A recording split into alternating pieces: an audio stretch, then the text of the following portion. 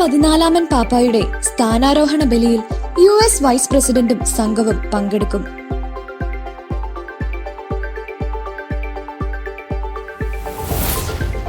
അമേരിക്കയിൽ നിന്നുള്ള ആദ്യത്തെ മാർപ്പാപ്പ എന്ന ഖ്യാതിയോടെ പത്രോസിന്റെ പിൻഗാമിയായി തിരഞ്ഞെടുക്കപ്പെട്ട ലയോ 14-ാമൻ പാപ്പയുടെ സ്ഥാനാരോഹണ ബലിയിൽ US വൈസ് പ്രസിഡന്റ് JD വാൻസും സ്റ്റേറ്റ് സെക്രട്ടറി മാർക്കോ റൂബിയോയും പങ്കെടുക്കും.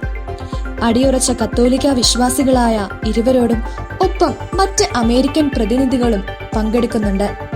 മെയ് 18 ഞായറാഴ്ച റോമിലെ സമയം രാവിലെ 10 മണിക്കാണ് വിശുദ്ധ കുർബാന നിശ്ചയിച്ചിരിക്കുന്നത്.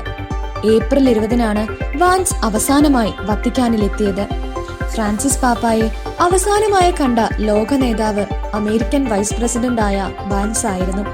കൂടിക്കാഴ്ചയിൽ ഇരുവരും ഈസ്റ്റർ ആശംസകൾ അറിയിക്കുകയും പരസ്പരം സമ്മാനങ്ങൾ കൈമാറുകയും ചെയ്തിരുന്നു.